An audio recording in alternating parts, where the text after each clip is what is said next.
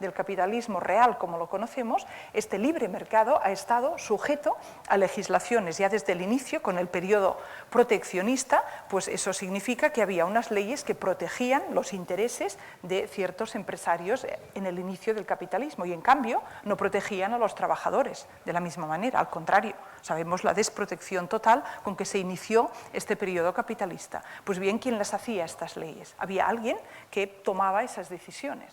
Pues eso, ¿cómo puede estar ocurriendo dentro de un sistema que nos dice que deja esa regulación del mercado en las manos de esa mano invisible o de ese mecanismo de oferta y demanda que no pasa por el control? En la historia del capitalismo este control es evidente y voy a poner un par de ejemplos actuales para que pues, se vea claro de qué estoy hablando. Hoy en día, para cualquier actividad económica, una persona, por ejemplo, que se gane honradamente la vida pues, horneando el pan y vendiendo el pan, se supone que con esa transacción de venta de pan va a obtener algún beneficio. Y se supone que de ese beneficio está bien que dé una parte, un tanto por ciento, al erario público en forma de impuesto, pues este impuesto que llamamos el IVA. Esto parece una cosa lógica, pero resulta que si tú te dedicas a vender pan, tienes que pagar ese IVA, si te dedicas a vender o producir leche, tienes que pagar ese IVA para todos los productos, pero si tú te dedicas a ganarte la vida especulando con dinero, si tú haces dinero, tu beneficio económico no lo obtienes por vender productos de primera necesidad o del tipo que sean, sino que lo haces, ganas tu dinero haciendo especulación con dinero, pues eso no está taxado.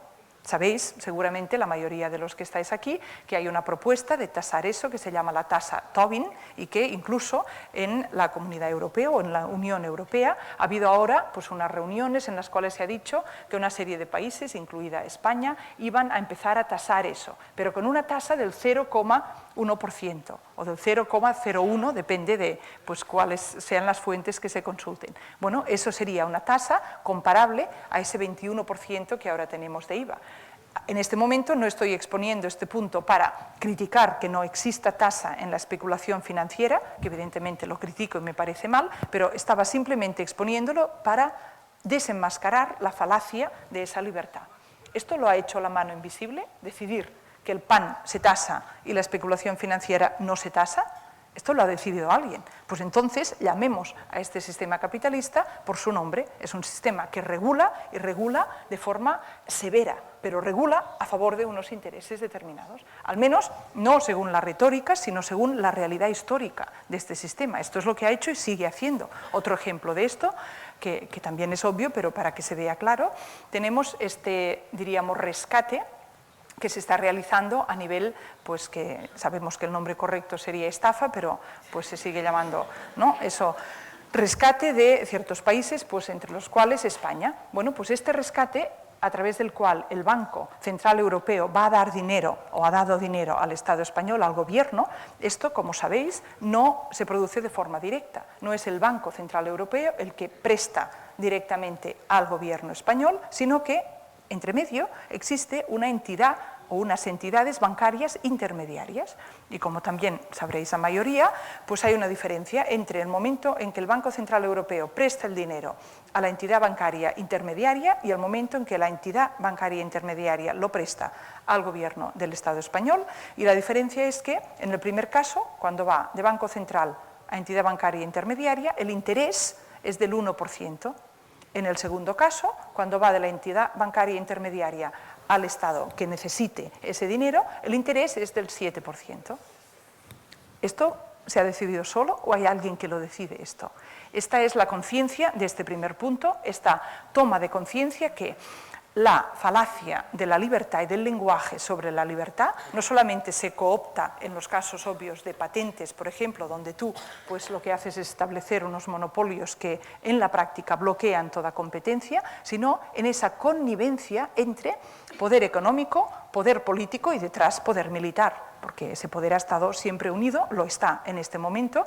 Y el ejemplo que también os quería dar, ya lo ha explicado Vittorio, pero también lo conozco de cerca, el ejemplo de la India, puesto que lo que ocurrió, que él nos ha contado con la forzar el país soberano de la India a derogar una ley que era del año 72, que la tenía en vigencia, y que es esa ley que nos ha comentado Vittorio, a través de la cual cuando en la India hubiera una emergencia sanitaria, la India podía producir versión genérica de medicamentos que estaban protegidos por patentes en los países ricos, con lo cual no se merma el beneficio de estas entidades, de estas farmacéuticas, porque es un beneficio, ya hemos dicho, astronómico, y en cambio se salva la vida de muchas personas. Esta industria de genéricos de la India, en el momento en que se derogó esta ley, ocupaba o daba trabajo a más de 500.000 de personas, por la producción, luego por la distribución. Pues bien, cuando eso se hizo a través de un organismo que también Vittorio ha citado, que se llama la OMC, la Organización Mundial del Comercio. Pero es que es importante saber cuándo se constituye esta Organización Mundial del Comercio. Y se constituye en el año 94. Esto es después de la caída del muro de Berlín. Entonces, ¿cómo estamos en un sistema capitalista neoliberal salvaje que se precia de hablar de la libertad y del libre mercado? ¿Y para qué hemos hecho la Organización Mundial del Comercio? ¿Qué regula esa organización? ¿Que no vamos a dejar que el comercio se regule solo? Eso no se hizo en el bloque soviético, eso no se hizo antes de la caída del muro de Berlín. El muro de Berlín cae en el 89 y en el 94 se consolida esta organización a partir de otras existentes, pero se consolida la OMC en el 94. Y una de las primeras decisiones que toma es ir al gobierno de la India y presionar a este país, evidentemente con la alianza con el poder político y el poder militar detrás, presionar a este país para que derogue una ley que soberanamente había pasado y que beneficia a sus ciudadanos. Por tanto, esto es un primer punto de la crítica ética al capitalismo. Hay una connivencia, lo mismo, cuando hemos hablado de la gripe A, ¿cómo es que la Organización Mundial de la Salud hizo eso, de declarar una pandemia, cambiando la definición y con todas las consecuencias que hemos visto? Bueno, pues porque la Organización Mundial de la Salud, que debería ser un organismo independiente, resulta que, bueno, tiene problemas de liquidez y de dinero. Y en el año 47, cuando se fundó, estaba pensada para que se financiara con el dinero que aporta libremente cada país que forma parte de la OMS, de la Organización Mundial de la Salud. Pero desde el año 47 a la actualidad, sobre todo en los últimos 30 años, la aportación económica de los países miembros ha ido reduciéndose, porque estos países han entrado también en problemas económicos, y han aparecido unos agentes nuevos que son grandes compañías o fundaciones, pero que detrás tienen grandes compañías, y estoy pensando con la Fundación Bill y Melinda Gates, por ejemplo, y en este momento entre la Fundación Bill y Melinda Gates y la Fundación Coca-Cola y la Nestlé financian más del 50% de la OMS.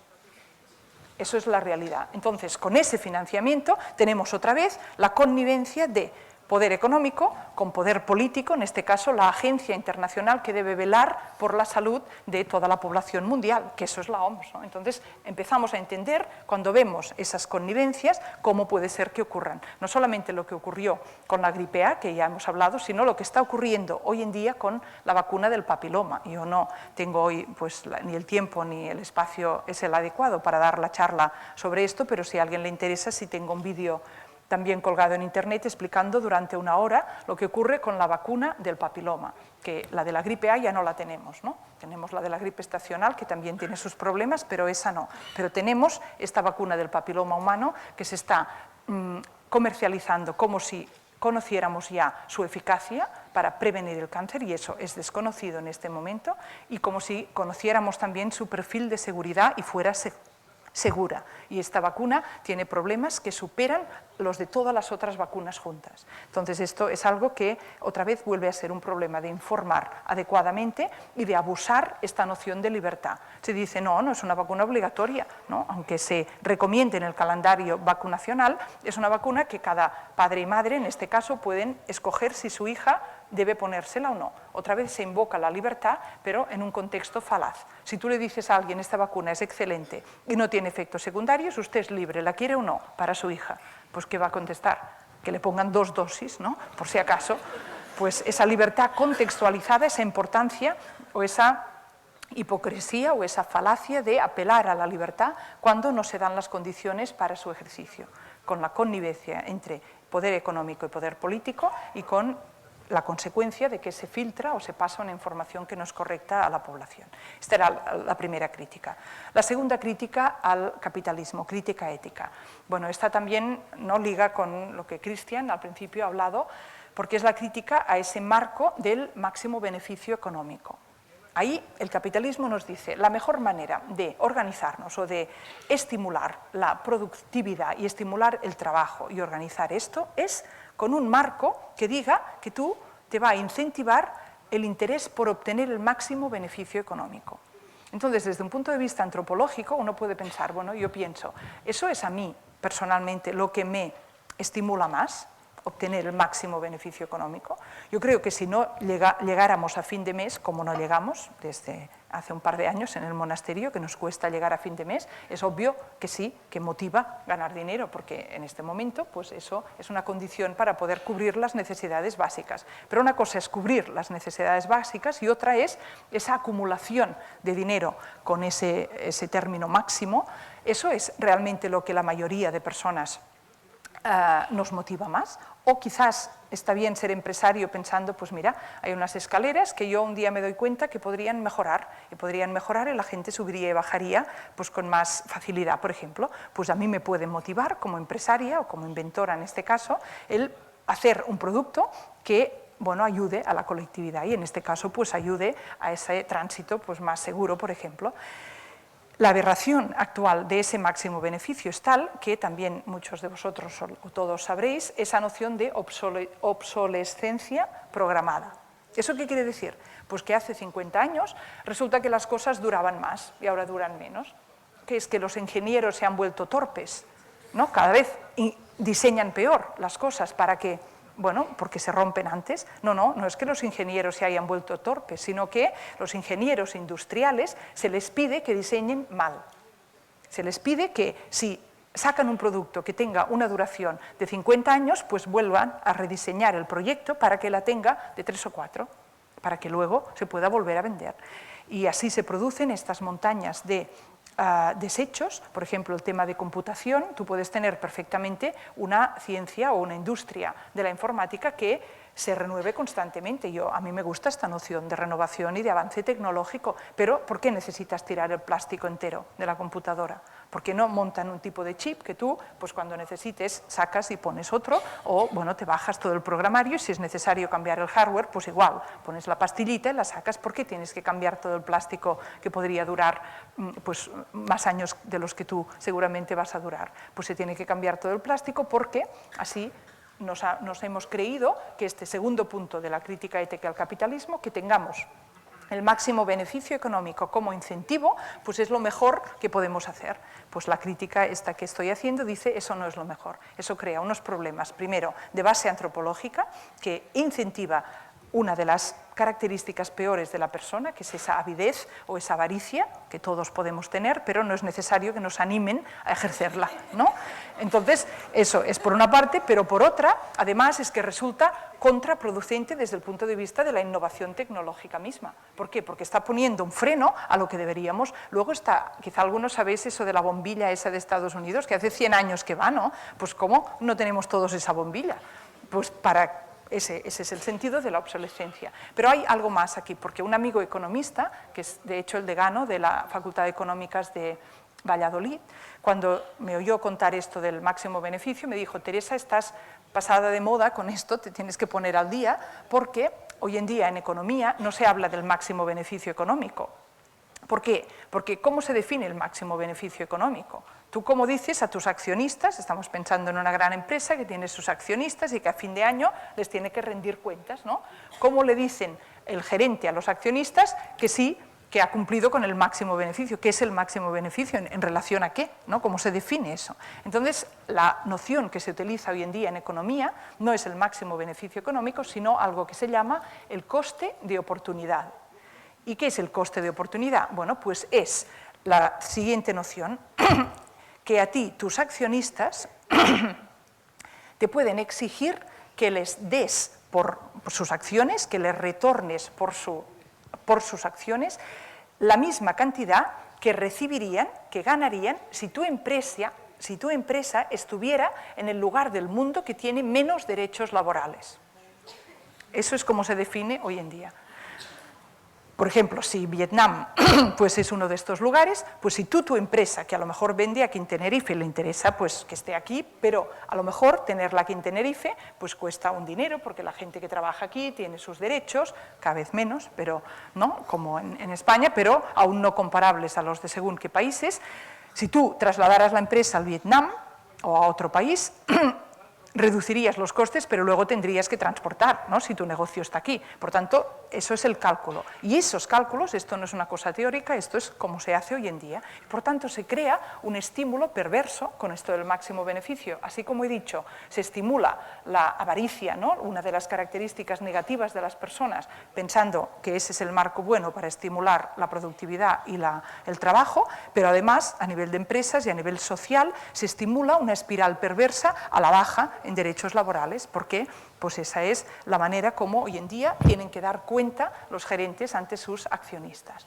Esto es el segundo punto. Y entonces ya el tercer punto sería el que hace referencia a la crítica marxista de la plusvalía. Y esta crítica la voy también a ejemplarizar de una forma muy sencilla. Imaginemos con Daniel que yo soy la empresaria capitalista y yo le contrato a él y que con su trabajo, yo contrato a Daniel, con su trabajo yo gano 1.000 euros y a él le pago 1 euro. En el capitalismo esto está bien. No hay nada en el capitalismo que diga que esto está mal. Al contrario, esto es de lo que se trata. Y si yo pudiera obtener 2.000 con su trabajo y pagarle medio, pues así se debería de hacer. Y no hay nada que a eso lo penalice, porque estamos diciendo que hacer eso y hacerlo cada vez más es bueno. Es así, esa indignidad no me la estoy tampoco inventando, porque bueno, me pasó que en el año 2004 me pidieron que hiciera de traductora en el Congreso de Abades benedictinos, y eso se celebra cada 4 años en Roma. Y yo fui de traductora y traducía, creo, del inglés al castellano. Entonces estaba en la cabina de traducción y había uno de los ponentes que resultó ser un exdirectivo del Deutsche Bank. ¿Y qué hacía un exdirectivo del Deutsche Bank ahí en el Congreso de Abades? Pues es porque se dio la casualidad que el abad primado, que llamamos, de los benedictinos, y aún es el mismo, se llama Notker Wolf y es alemán, y en la infancia había compartido pupitre de escuela pues con este señor, eran amigos desde la infancia, y este señor exdirectivo del Deutsche Bank, Notker Wolf, le pidió que viniera a hacer una ponencia sobre economía ante el Congreso de Abades.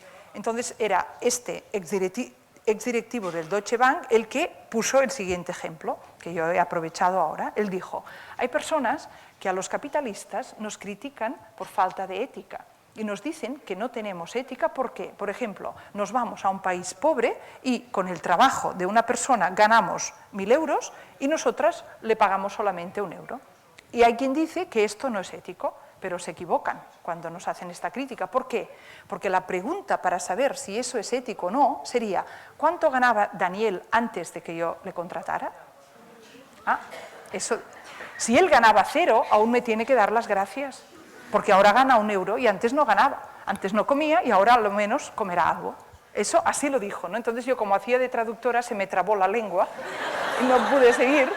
Y entonces fue cuando dije, ¿no?, en la cabina de traducción, dije: yo solo soy la traductora, pero esto que está diciendo no tiene ningún sentido. Con lo cual, a mí ya no me...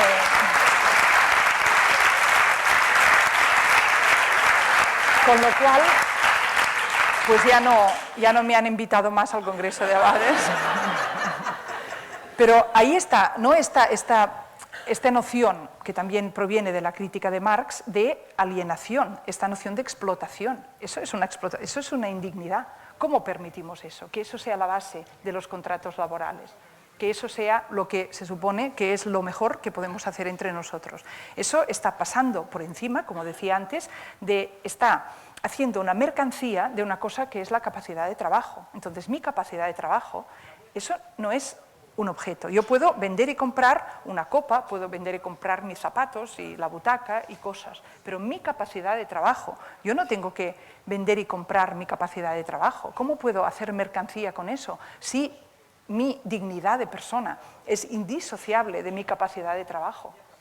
Cuando yo trabajo, debería ser el trabajo siempre una colaboración. Y una colaboración no quiere decir todo el mundo tiene que cobrar igual. Si Daniel pone el local y pone la luz y pone el agua, pues está bien de los beneficios, pues Daniel le toca el doble o el triple o lo que sea que hayamos pautado, y yo menos. Ahí no hay ningún problema. Pero esta noción de indignidad, de hacer una mercancía de la capacidad del trabajo, yo creo que es el tercer punto que os quería compartir de crítica al capitalismo, y me parece que es un punto que hoy en día deberíamos recuperar, esa indignidad de hacer una mercancía de algo que es indisociable de la dignidad de la persona. ¿Cómo voy de tiempo? Porque es que estamos como tardes, ¿no? No, porque yo... Bien, sí. ¿Sí? ¿Hago un poquito más? O... Sí. Vale, porque Si como vamos me muy pagas tarde... un poquito más. Sí, claro. Sí. Bueno, porque entonces esto era, no como así muy rapidito, pero esta crítica de 3 niveles, y como para, bueno, al menos proponer, ¿no?, algo que liga con esto, es que, bueno, si nos planteamos cambiar, como yo me planteo, ¿no?, el sistema capitalista en su conjunto, que es el marco donde ahora nos movemos, pues esto yo creo que es lo único realista hoy en día, por complicado que sea, porque lo que va a ser utópico en el sentido negativo de la palabra, o sea, de no realista, es pensar que en este marco, que acabo de describir así en 3 puntos básicos, en este marco vamos a conseguir avanzar hacia una mayor justicia social. Yo creo que es el marco en su conjunto el que debe cambiar, y entonces en Barcelona, bueno, en Cataluña, hemos promovido con Arcadi Oliveras, que a lo mejor algunos conocéis, es un economista, que además es el presidente de Justicia y Paz.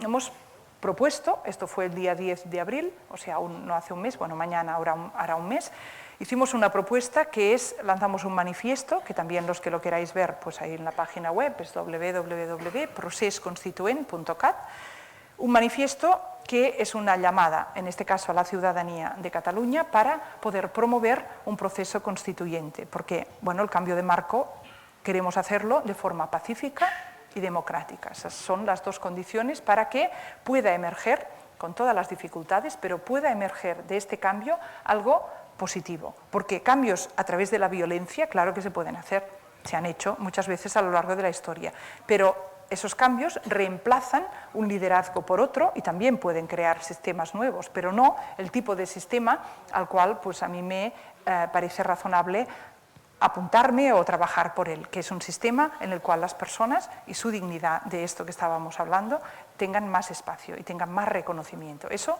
estoy convencida, y me parece obvio que a través de la violencia no podrá llegar nunca. La violencia no va a engendrar ese nuevo tipo de sociedad, y la falta de democracia tampoco. Por tanto, un cambio pacífico y democrático en este momento pasa por un establecimiento de un periodo constituyente donde se puede renegociar este pacto social, y esto no se hace en 1 o 2 días, 1 año o 2 años, y en este momento en Cataluña pues lo que tenemos de momento es 33.000 firmas del manifiesto, el deseo es llegar a 100.000, pero no solamente tener firmas virtuales, sino empezar pues ya esta semana a organizar las asambleas locales, que estas asambleas locales será donde va a cuajar o no, esto de momento no lo sabemos, es muy reciente, va a cuajar o no este proyecto. Y si cuajaran estas asambleas locales, pues hay un decálogo de 10 puntos que empieza con la expropiación de la banca, con la nacionalización de la banca, que el primero que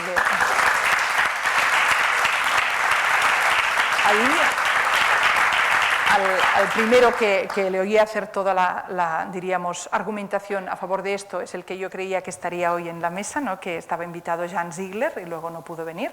Entonces, Jan Ziegler fue, bueno, pues también, ya sabéis, los que le conocéis, el que puso sobre la mesa con nombres y apellidos lo que también en este panel se ha hablado de la especulación con el grano, ¿no? Esto cuando Vittorio ha hablado de esta especulación con las materias alimentarias básicas, con el cereal y con el arroz.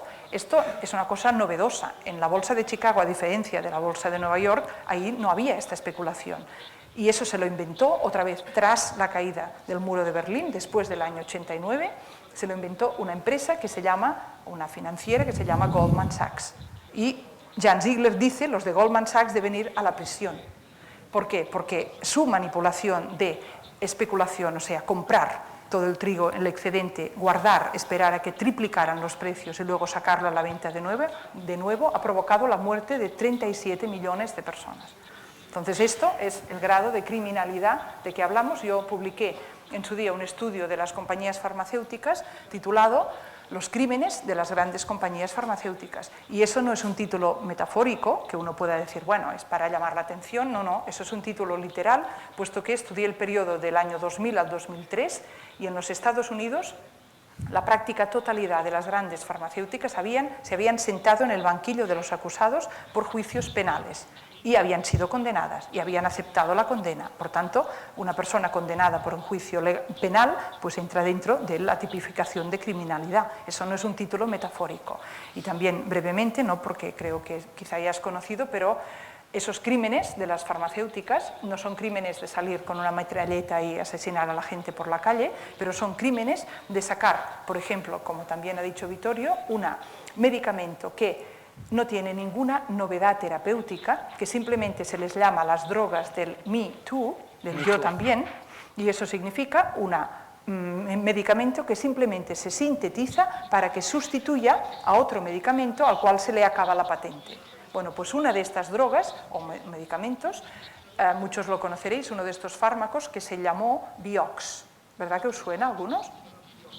Bueno, pues este Vioxx es un antiinflamatorio de la casa Merck que cuando salió al mercado duró 5 años. Y duró 5 años porque fue responsable de 29.000 muertes por infarto de miocardio y por embolia. Entonces uno dice, hombre, pero claro, mira, hay mala suerte, ¿no? Como la compañía farmacéutica se dedica a esto, pues a veces quizá le sale una molécula mal y puede tener esos efectos. No, no, es que le condenaron a la casa Merck a pagar la multa, que en ese momento fue la mayor de la historia de las empresas farmacéuticas, porque se pudo demostrar que Merck lo sabía antes de poner esto en el mercado, que en los estudios previos habían aparecido indicios de que este era el caso, de un exceso de mortalidad por infarto de miocardio y por accidente vascular cerebral, y que esa información la había guardado en el cajón y había rediseñado la última fase del estudio para que eso no apareciera en los resultados finales. Bueno, pues eso fue conocido,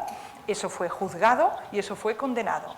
¿Y cuál fue la condena? ¿Hay alguien de Merck en la prisión? Por eso no. Fue la condena más alta, como digo, hasta ese momento. Luego ha habido otros casos, pero hasta ese momento una condena multimillonaria para pagar. Pero una condena que en su cuantía fue menor que los beneficios que esta empresa Merck había realizado, no con todos sus medicamentos, no, con la venta de Vioxx, de ese mismo medicamento. Por tanto, esto es un incentivo para que esta empresa pues, pueda realizar este tipo de operación si le interesa en el futuro. Porque estas leyes, y vuelve a ser un ejemplo de lo que antes he indicado en el primer punto de crítica al sistema capitalista, que es la connivencia entre poder económico y poder político, porque es desde la instancia política donde se decide el tipo de leyes que van a regular ese abuso, en este caso de tipo comercial o de tipo pues, de industrial farmacéutico. Bueno, pues yo creo que, bueno, iba a deciros con esto del proceso constituyente, así muy brevemente, hay como 4 puntos que a mí me parecen importantes para impulsar este proceso. La alternativa social y económica del cual pues va a ser algo que vamos a tener que gestar desde la base en estas asambleas y pues con las discusiones pertinentes. No hay nadie, ni Arcadio Oliveras ni yo, que tenga la solución ya hecha, sino que lo que tenemos claro es que el sistema tal como funciona nos está llevando a un aumento de precariedad y tenemos la direccionalidad para que eso aumente y que el cambio no puede ser un cambio de maquillaje, debe ser un cambio de marco, un cambio de regulación de ese pacto social. Y como digo, hay 4 características y la primera es obvia, es que esta revolución la tenemos que hacer nosotros, y nosotros quiere decir, pues sin esperar que te den permiso, ¿no? Esa frase famosa, más vale pedir perdón que pedir permiso, esa conciencia de sujeto político, es esa la recuperación primera. La subjetividad política no es algo que te puedan quitar y luego te tengan que devolver, y hasta que no te la devuelvan tú te tienes que esperar a ver cuándo les da la venia, porque si fuera eso, pues ya no la obtendríamos nunca. No, la subjetividad política o el carácter agente en el ámbito político es algo que pertenece al pueblo en una democracia, y por tanto ese pueblo lo ejerce cuando le parece bien. Y eso es lo primero, ¿no? Primero, la subjetividad política, que no te tienes que esperar a que te den permiso, que esa la reconoces tú y la ejerces. Lo segundo es ese valor insustituible de la diversidad. Y la tercera es la urgencia, y la urgencia también muy brevemente, porque ya sabéis todos los datos, pero en Cataluña el dato que cito es del INSOCAT, Indicadores Sociales de Cataluña, del enero de 2013. Esos datos nos dicen que en Cataluña estamos a un 30% de pobreza. Eso se parece a la sociedad de los 2/3 que había predicado en su momento Margaret Thatcher. Dijo, ya a fines del siglo XX nos tenemos que dar cuenta que por muy bonito que sea intentar gobernar para el conjunto de la población, si queremos gobernar con eficiencia y con eficacia, debemos prescindir de 1/3 de la población. Eso era la teoría de los 2/3. ¿Por qué? Porque ahí se va a acumular todo lo problemático. Ahí están las personas con enfermedades crónicas, están las personas con enfermedad mental, están las personas con accidentes que quedan pues también con dificultad de espabilarse por sí mismos, que es lo que toca, y ahí están las personas pues que si queremos gobernar, si queremos incluir a esas personas en nuestro modelo social, acabamos empobreciendo al conjunto. Y por tanto, aceptemos que hay 1/3 que se paga un precio y ese tercio se excluye. Bueno, pues eso, que teóricamente parece una brutalidad y que en la práctica aún lo es más, esto en Cataluña ya lo tenemos. Y dentro de este 30% de pobreza hay un 12% de miseria. Estos números traducidos pues, a cada uno a su comunidad, con el paro, etcétera. Esto es el tercer punto, que no es para mañana. Esto, por precarias que nos parezca que tenemos las herramientas para dar un giro a este momento social, esto es para hoy y no es para mañana, porque la gravedad ya es de ese calado. Y el último punto, y con esto acabaré, es el punto que podríamos titular, o a veces lo he titulado en alguna de las charlas que he dado, haremos la revolución y después la tendremos que volver a hacer. Y ese punto es para, bueno, cito aquí, por ejemplo, una frase o un pensamiento de Simone Weil, esta filósofa de pues, la primera mitad del siglo XX, que dijo con forma provocativa que la revolución es el opio del pueblo. Ella pues citaba esta frase conocida de Marx, que la religión es el opio del pueblo. ¿Y por qué esa frase? La religión es el opio del pueblo en tanto cuanto predica una felicidad futura y entonces permite que te hipoteques la vida presente, ¿no? Tú ahora sufres, pero no te preocupes porque luego vas a llegar a algo que será felicidad plena, ¿no? Bueno, pues Simone Weil hacía la crítica a la revolución en cuanto puede actuar como ese horizonte de plenitud que pida, pues en el momento presente, una paciencia con la dictadura del proletariado o con lo que sea que se te pida, que tienes que aguantar eso, porque luego, por ejemplo, a las mujeres, esto lo sabemos bien en los movimientos revolucionarios, siempre las feministas han oído eso mismo. Bueno, esto de las mujeres luego, ¿no? Primero vamos a lo importante y luego ya vamos a arreglar esto. Bueno, pues no, esto del luego tiene que ser una revolución a la cual se aproxime uno y para la cual se trabaje con una metodología que no contradiga su finalidad y que no pida hacer ese tipo de renuncias de la felicidad presente o posible para ese como utópico futuro, sino que esto debe ser lo contrario de aquello de que el fin justifica los medios, pues no. Esto deben ser los medios los que ya nos ayuden a dar pasos, por precarios, como digo, o por pequeños que sean, pasos hacia la dirección esa deseada. Y luego, la última parte de la revolución como opio del pueblo sería entender que cuando lleguemos a ese estado revolucionario, entonces los problemas se habrán acabado, ¿no? Entonces ya los chorizos fuera y aquí no hay más chorizo, ¿no? Pues no. Eso es como constatar que seguramente si la mayoría de los que estamos aquí, para no decir todos, estuviéramos en según qué circunstancias, pues igual actuaríamos no muy distinto de estas personas que criticamos. Igual sí, yo no voy a pasar juicio personal naturalmente de nadie, pero creo que es bueno entender el sujeto revolucionario como un sujeto falible y como un sujeto limitado y como un sujeto que no se pone a juzgar a los demás, sino que se da cuenta de que, puestos a colocar a alguien en una situación en la cual pueda haber abuso, seguramente lo va a haber. Y lo que tenemos que hacer, por tanto, es entender que se trata de pensar un nuevo modelo social en el cual esta capacidad de movilización política no sea para las emergencias y luego se desmovilice, sino que entendamos que esta sociedad, si se va a acercar un poquito más a algo que se acerque al nombre de justicia, pedirá una movilización continuada, es cambiar el chip. Es cambiar el chip para decir, si vamos a vivir en colectivo, pues ahí hay un tiempo que se dedica a los asuntos del colectivo. Y ese tiempo político no se concibe como una excepción porque los políticos nos han fallado, sino que se concibe con una nueva subjetividad de participación continuada.